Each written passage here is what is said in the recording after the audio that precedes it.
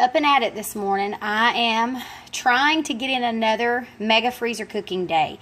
Here is my list, my to-do list that I have this morning.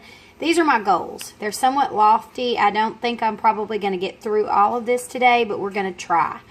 I have 2 lasagnas, 2 friendship casseroles, granola bars, which have already been made, oatmeal cookies. I'm just going to mix up the cookie dough, preform it, and then flash freeze it so we can stick those in a bag.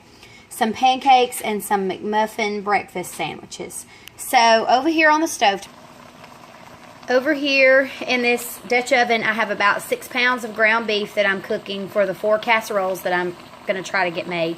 And then I'm going to get started on the first steps for the McMuffin breakfast sandwiches.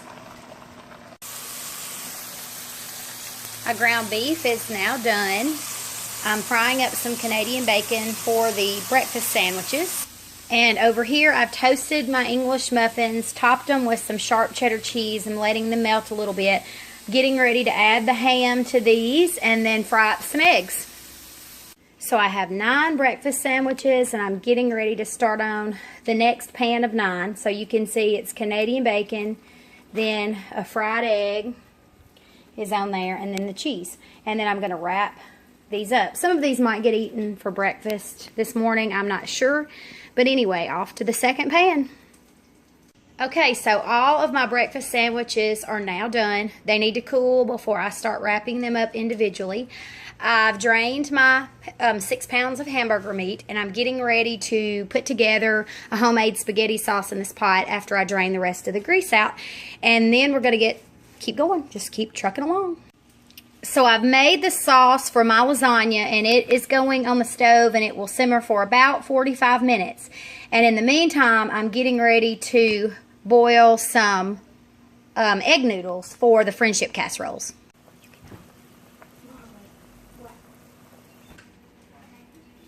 Over here in this bowl, I'm getting ready to make my friendship casseroles. So I have Parmesan cheese, butter, garlic powder, and onion powder, and I'm going to dump the egg noodles while they're hot over into this bowl and get this mixed up, and then I'll show you the next stages for those casseroles. Just poured the noodles in, gave it a good toss, and now I'm getting ready to go on to the next step. Okay, I have layered my pans with the noodle mixture, and now I'm getting ready to make the sauce and meat mixture. So I have the other half of my ground beef here, and I have some marinara sauce. So when I made that haul to Aldi, that was the reason why I purchased the marinara sauce for these casseroles. So I'm getting ready to add the marinara into the ground beef. All mixed up. Now we're going to get ready to ladle this on.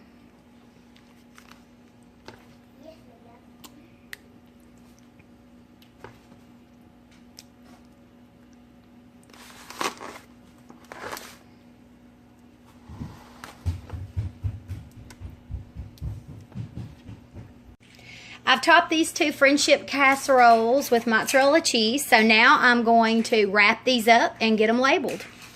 My filling for my lasagna is made. My meat sauce has finished simmering. Here's the meat sauce. I'm going to bring it over to the counter so that I can set up my workstations, and I'm getting ready to boil my lasagna noodles. So I've been at it now for about 3 hours, and I forgot to mention that this sauce for the lasagna also has 2 pounds of ground breakfast pork sausage in it. So 3 hours later, and I'm putting a layer in the bottom of my lasagna pans. I actually picked up these disposable pans. They came in a huge package at Costco, and they're a little bit shorter than a 9x13, but they're deeper. And they're not much shorter because it didn't have the measurements on the outside of the package, and I measured them against a standard 9x13 pan. So they're deeper, but just a little bit shorter, but not much. So anyway, I have a layer of sauce in the bottom of these pans, and I'm getting ready to start assembling the lasagnas. Now I am putting down a layer of noodles. These pans are actually the perfect size for lasagna noodles. You don't have to break them to make them fit. Another layer of sauce. spreading it out evenly over the noodles.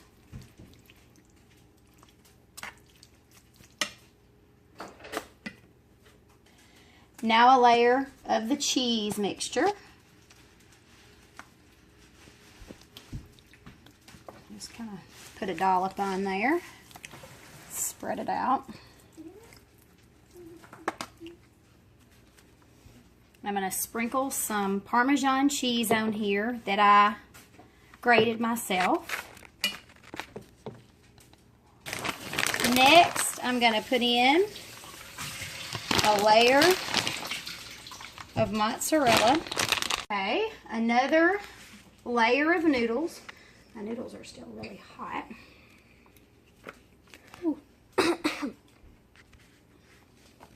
And then I'm going to top it with more meat sauce. I'm really liking these pans. I like the size. I'm not having to break noodles and try to fit it in here. It's fitting perfectly. And this lasagna sauce is really thick and really meaty.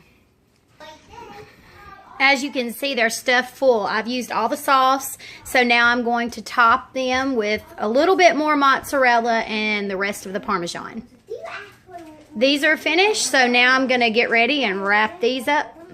These are headed to the freezer. I have 2 of the Friendship casseroles, 2 pans of lasagna, and 13 of the McMuffin breakfast sandwiches. Now it's time to wash some dishes and then finish up on the other 2 items. So I'm right at the 4.5 hour mark, and now I have a huge bowl of oatmeal cookies. So I'm getting ready to mix these up, and then I'm going to scoop them out and put them on cookie sheets to flash freeze. So we're all mixed up. Now it's time to scoop it all out. And these are headed to the freezer to flash freeze. I wound up with 7.5 dozen of the oatmeal. And these cookies are completely organic. Everything I used in these was organic. So they're headed to the freezer. Now I'm getting ready to mix up my pancake batter.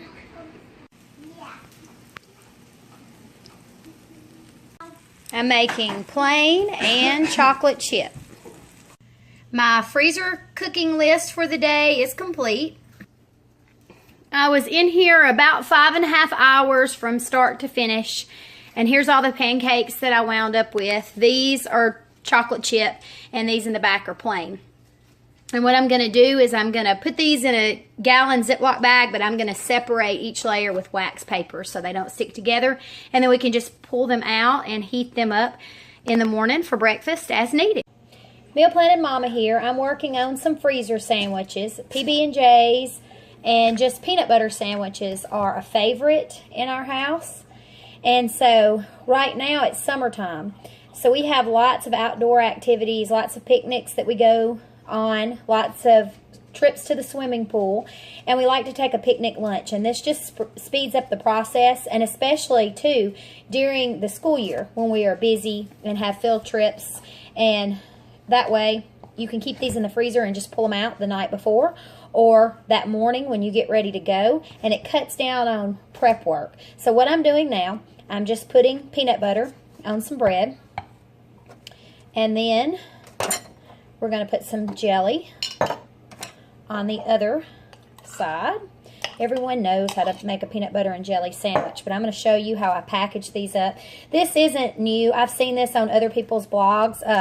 Jamaril, I think that's how she says her name, Stewart, has lots of freezer cooking vlogs, and I think she freezes I know she freezes sandwiches a lot, and hers reminded me of this not too long ago because I have frozen bread for years, and I've even frozen some sandwiches before, but I had forgotten about it. So it jogged my memory, and I thought, oh, I need to do that, especially right now because, like I said, lots of picnics. So anyway, you make your peanut butter and jelly, and then I go ahead and cut mine in half. And then I take the freezer Ziploc bag and then put it in there. And then I'll do a whole loaf of these, and then I'll show you how I package them up. Now, I have one kid that only likes peanut butter. So what I did was I did all the individual sandwiches, put them in the big gallon Ziploc bag, and I think 5 fit in here. And when we get ready to go on field trips or we have picnics, I'll just pull them out as needed. And also, my husband loves peanut butter and jelly too, and I often pack it for his lunch because he doesn't have access to a microwave or a refrigerator.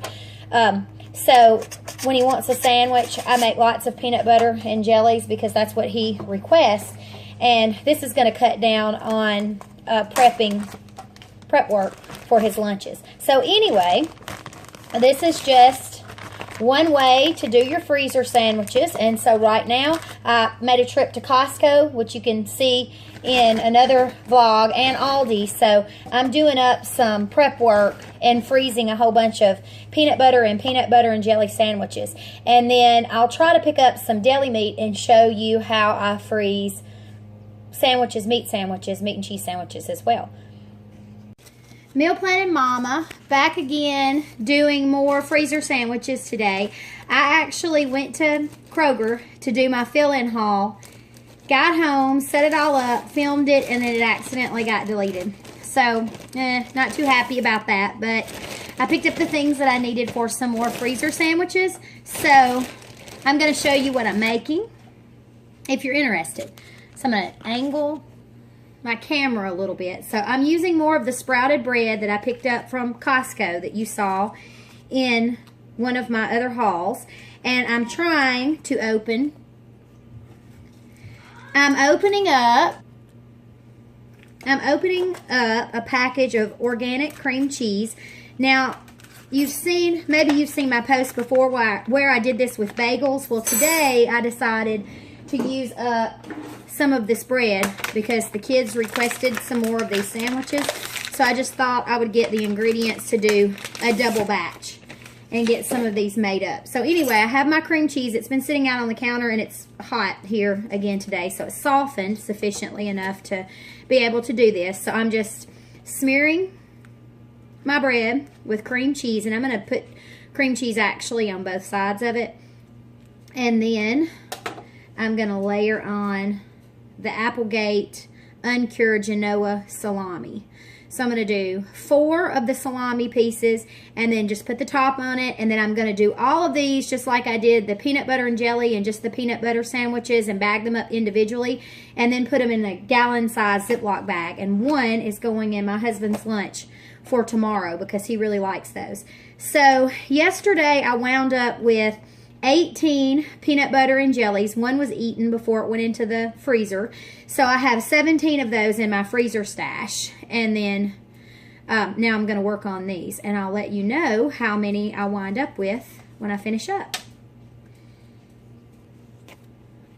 Okay, so I wound up with 12 of these salami and cream cheese sandwiches on sprouted bread. Well, really 13, but one's going in a lunch tomorrow. So 13 of these, I'm going to get all of these packaged up and frozen. And so that makes several sandwiches that I will have in the freezer that I can pull out when we get ready for field trips or fun activities or swimming or going to the park or anything where we need to do lunch in a hurry, or just when life gets hectic, crazy, and I can't stop what I'm doing, but I can pull sandwiches from the freezer. So my freezer stash is growing, and tomorrow I'm getting ready for a big, huge, mega freezer cooking day. So I'll be hopefully filming that and getting that up soon. Thanks for watching. So in this bowl, I am mixing up a big batch of my homemade granola to make granola bars for the freezer so I can pull these out along with the freezer sandwiches that I have when we need to pack quick lunches or need a quick snack. Now I have the granola in the pan, and I'm going to stick it in the freezer and firm it up for about 30 minutes to an hour. And then I'm going to cut these into individual bars and then package them up and stick them in the freezer so we can pull them out. I finished everything on my list for my mega freezer cooking day. So it's all packaged up and in the freezer. So I got 2 friendship casseroles, 2 lasagnas, 27 pancakes, 12 McMuffin sandwiches, 7.5 dozen oatmeal cookies. And then I'm going to attach to this vlog too, last night and the night before, we also made some freezer sandwiches, and I had some people that were curious to see how I did that. So total right now I have 18 PB&Js and 9 salami and cream cheese sandwiches in the freezer too. So I wanted to give you a few tips that may help you with your freezer cooking if you decide to do a mega freezer cooking day.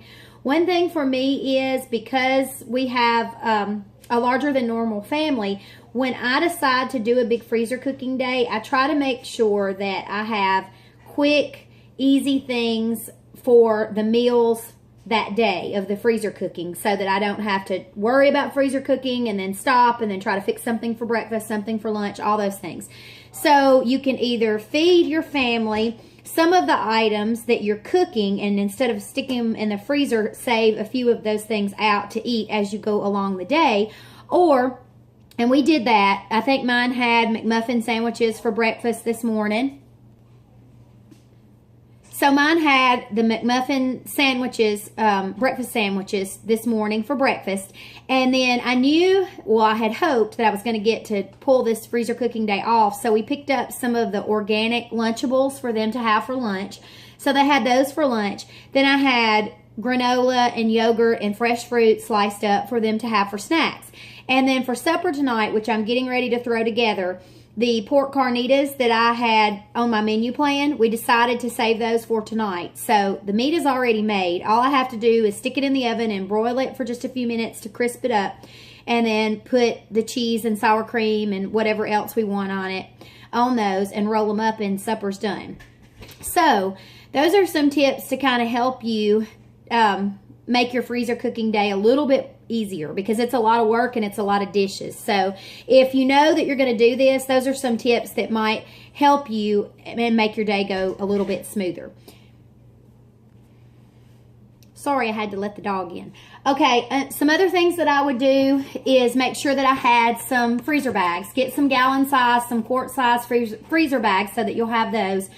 Disposable aluminum pans like the ones that you saw in my video, those work great. If you're giving some of these meals away to sick friends or friends that have had babies or a death in the family, you don't have to worry about getting your dishes back. So the disposable aluminum pans are great as well. And it also doesn't tie up your dishes that you use on a regular basis because they're in the freezer. We got lots of activity in the background. So another thing that I would do is pick up some wax paper, because you can flash freeze your items on large cookie sheets on your wax paper, and you don't have to keep washing over and over and over. So wax paper, that also works good to put in between your layers of pancakes or whatever you're making that you don't want to stick together. So wax paper, I'm out of wax paper because I used it all today.